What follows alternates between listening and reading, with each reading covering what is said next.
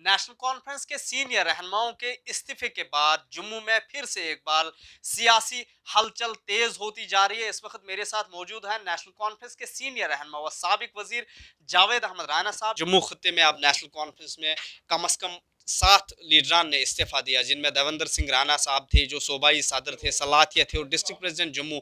किस तरह के असरात मुरतब होंगे अब नेशनल कॉन्फ्रेंस को जम्मू खत्ते में? सियासत में कोई परमानेंट किसी का दोस्त नहीं होता है, किसी का दुश्मन नहीं होता है।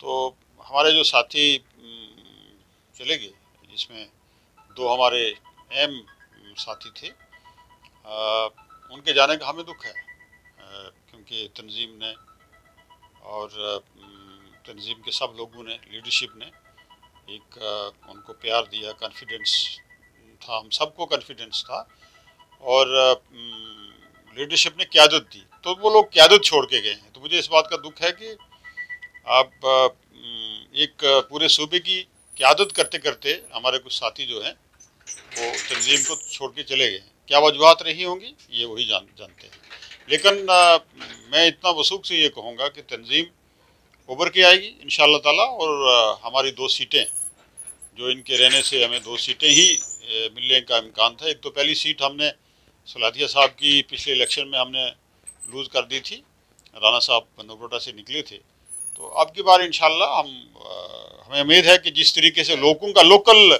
उनकी कंस्टिट्यूंसी से जो रिएक्शन आ रहा है हमें, और जो लोग रिएक्ट कर रहे हैं जिस तरीके से, और जो लोग 3-4 दिन से यहाँ भी हमारी मुसलसल मीटिंग्स चल रही हैं, हमारे पार्टी हेडक्वार्टर में चल रही हैं, कुछ निजी तौर पे लोगों ने मेरे साथ भी मीटिंग्स की हैं, मेरी भी बात हुई। तो इंशाल्लाह इन दोनों कंस्टिट्यूंसीज से हमारे नेशनल कॉन्फ्रेंस के कैंडिडेट जीत के आएंगे। राना साहब, किस तरह के इख्तलाफात ये थे आपके, क्योंकि बड़ा करीबी थे वो राना साहब, उमर अब्दुल्ला साहब के भी और फारूक साहब के भी करीबी थे और आपके साथ भी अच्छे ताल्लुकात थे, ये क्या? नहीं, मैंने यही गुजारिश की है कि वो क़यादत को ठकरा के गए। तो मुझे हैरानगी है इस बात की कि इख्तलाफात की तो कोई बात नहीं थी, इख्तलाफात का तो उन्होंने भी नहीं कहा। राना साहब ने भी लास्ट दम तक कोई इख्तलाफात की बात नहीं की, और ना ही उमर अब्दुल्ला साहब का भी आपने इंटरव्यू देखा होगा, और ना ही हमारे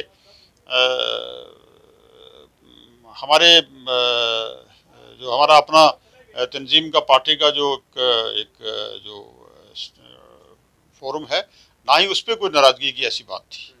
इख्तलाफात का ये जंग है, ख्यालात का ये जंग, ख्यालात के इस जंग में वो अब भारतीय जनता पार्टी की मुखालफत भी करते थे, तो हम अब भारतीय जनता पार्टी का दामन उन्होंने थाम लिया है।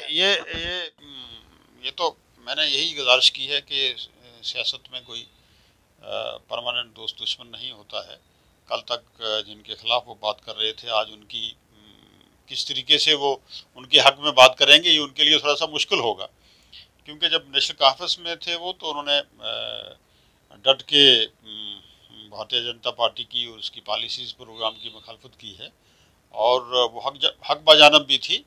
और एक यही हमें था कि देवेंद्र राणा साहब का जो जो अपना जो एक शख्सियत थी, वो सेकुलर वैल्यूज़ की के कदरदान थे, और यही लेके उन्होंने पार्टी हाई कमांड ने उनको जम्मू सूबा की सरपरस्ती भी दी थी।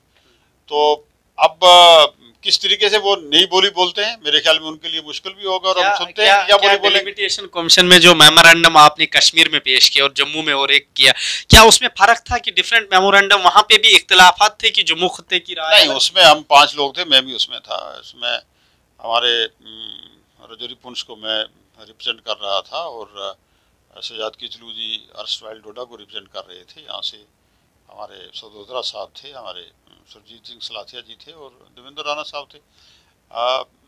मैं कहूँगा कि कोई ऐसी बात नहीं थी कि अलग से हमने पेश किया हो, क्योंकि बाकायदा हमने उसको पढ़ा है और उसको हमने देखा है, लिखा है। लेकिन थोड़ा सा जो मैं कहूँगा कि बॉडी लैंग्वेज में फ़र्क मुझे लगता था, क्योंकि राणा साहब उसको रिप्रेजेंट कर रहे थे, तो जो बॉडी लैंग्वेज से थोड़ा सा मुझे हमें लग रहा था कि जम्मू खत्ते की नुमाइंदगी करने की बात कर रहे लगातार देवेंद्र सिंह राणा जी की, जम्मू खत्ते की बात करनी है, मैं अपने सियासी मेरा पेशा है, मैं सियासत को भी ख़त्म करने के लिए, कुर्बान करने के लिए तैयार हूँ। क्या जावेद राणा ने आज तक जम्मू खत्ते की बात नहीं की? देखिए, यहाँ 2-3 बातें आती हैं सामने। एक तो ये कि जम्मू खिते की जम्मू की वो बात कर रहे थे। जब नेशनल कॉन्फ्रेंस ने जम्मू की क़यादत उनको दी थी, मुझे हैरानगी है कि नेशनल कॉन्फ्रेंस की वो क़यादत कर रहे थे, वो जम्मू की आवाज़ थे। जम्मू जो उनका जम्मू डिक्लेरेशन है वो उनका कोई रोड मैप नहीं है, कोई उनका उसमें एजेंडा नहीं है, कोई उसमें क्लैरिटी नहीं है कि रोड मैप में क्या उनका प्रोग्राम और पॉलिसीज़ क्या हैं। अगर वो इसको डुग्गर देश बनाना चाहते हैं तो ये तो हम इसके हक में नहीं हैं, क्योंकि डुग्गर देश जम्मू कठुआ और सांबा को लेके नहीं बन सकता है। ये एक बड़ी स्टेट थी और इसमें अलग किस्म की आइडेंटिटीज़ हैं, अलग किस्म के यहाँ मुख्त तमद्दन है, अलग किस्म का कल्चर है, अलग किस्म के लोग रह रहे हैं। तो मेरी आपसे गुजारिश ये रहेगी कि पहली बात तो ये है कि जम्मू डिक्लेरेशन उसका कोई रोड मैप नहीं है। दूसरी बात ये है कि ये डुग्गर देश तो बन नहीं सकता है, क्योंकि हमारी अलग आइडेंटिटी है, हम अलग लोग हैं, हम तो डोगरा नहीं हैं, ये तो आप सबको पता है। रुद्रपुर के लोग डोगरा नहीं हैं, अर्सवाइल डोडा में डोगरा नहीं है। डोगरा की अगर बात करेंगे वो तो फिर ये सीमित होकर रह जाएगा आपका जम्मू कठुआ और सांबा। तो लिहाजा जम्मू कठुआ और सांबा का नाम लेके पूरे स्टेट की नुमाइंदगी नहीं हो पाएगी।